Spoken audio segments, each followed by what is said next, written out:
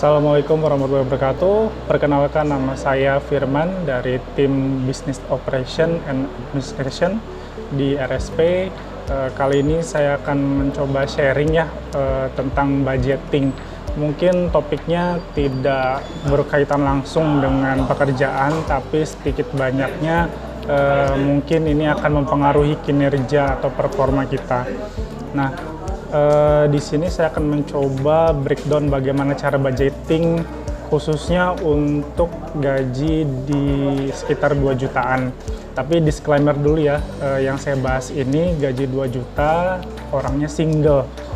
Dengan catatan single. Kalau untuk yang sudah berkeluarga nanti mungkin akan dibikin video yang lainnya. Nah, kenapa penting budgeting ini? Karena kalau misalkan kita bekerja itu kan kita pasti menginginkan gaji seperti itu. Nah, agar gaji tersebut maksimal, kemudian tidak terbuang secara cuma-cuma, makanya kita membutuhkan budgeting seperti itu. Nah, coba bayangkan kalau misalkan kita sudah mendapatkan gaji dari kerja keras kita selama 1 bulan, tapi gaji yang kita dapatkan itu terbuang secara sia-sia. Misalkan dalam 5 hari sudah habis karena cicilan ini itu, karena kebutuhan-kebutuhan yang tidak penting. Nah, itu kan bisa jadi demotivasi untuk diri kita sendiri.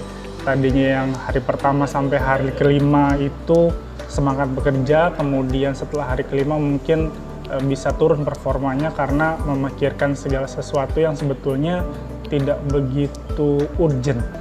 Nah, tapi kalau misalkan dana yang kita dapatkan itu bisa kita maksimalkan, bisa jadi dengan dana yang sedikit itu kedepannya kita akan bisa mendapatkan passive income yang mungkin tidak sedikit kalau misalkan kita disiplin dan rutin untuk menjalaninya. Oke, langsung saja. Nah, gimana caranya untuk budgeting gaji 2 juta ini? Yang pertama itu ada aturan yang namanya aturan 50, 30, dan 20. Nah, aturan 50, 30, dan 20 itu seperti apa sih? Nah, di sini kita akan membagi gaji kita menjadi 3 bagian. Yang pertama 50%, yang kedua 30%, yang ketiga itu 20%. Nah, untuk yang 50% itu digunakan untuk kebutuhan sehari-hari yang sifatnya reguler. Nah, untuk yang 30% itu digunakan untuk mungkin insidensial ya, kebutuhan yang sekunder. Kemudian yang 20% lagi itu bisa digunakan untuk investasi, menabung, dan lain sebagainya. Untuk yang 50%, 1 juta itu nanti kita breakdown lagi. Misalkan 600.000 itu digunakan untuk biaya makan kita sehari-hari. Kemudian 150.000 misalkan itu digunakan untuk biaya transport dan lain-lain, misalkan bensin, ongkos. Nah, kemudian ada 100.000 misalkan itu kita alokasikan untuk pulsa. Kemudian 35.000 itu kita untuk bayar BPJS karena kesehatan itu penting ya, terutama karena adanya BPJS itu sangat membantu sekali.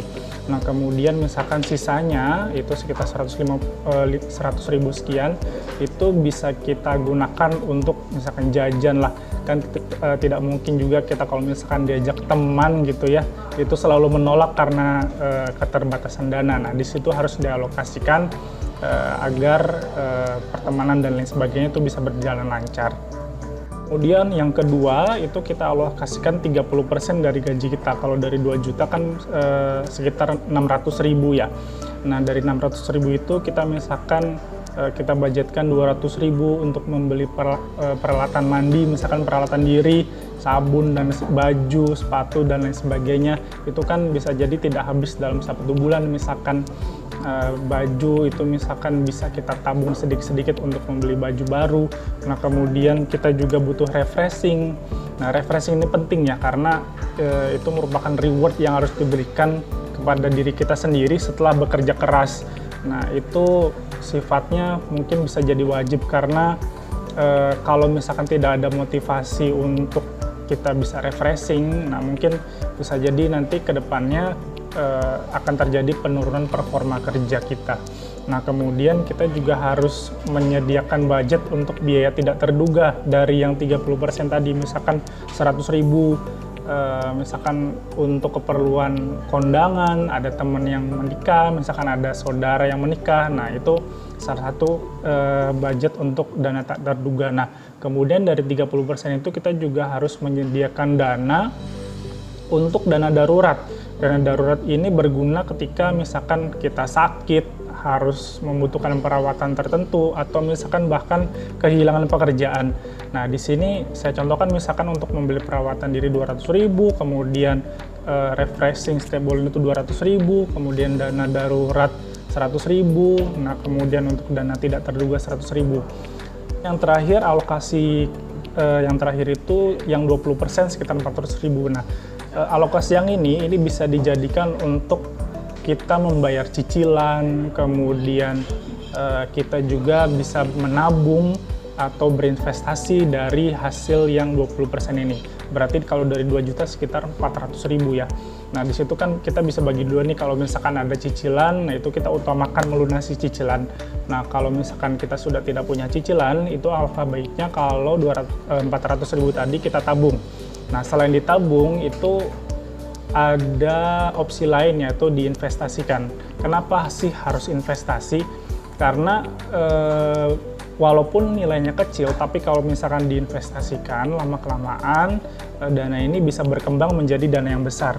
Contoh misalkan sekarang kan banyak ya yang namanya reksadana, atau misalkan mungkin sekarang yang lagi ngetren emas seperti itu. Nah, sekarang kan banyak reksadana emas itu yang bisa dibeli mulai dari 100.000. Nah, itu kita bisa tabung sedikit-sedikit. Nanti mungkin ke depannya kalau misalkan sudah menjadi besar, itu bisa menjadi passive income sendiri buat kita. Nah, kemudian jangan lupa yang terakhir ada investasi akhirat. Nah, investasi akhirat ini bisa jadi misalkan ngasih orang tua, misalkan dari 400.000 itu dibagi 200.000 untuk orang tua, 200.000 untuk tabungan kita sendiri.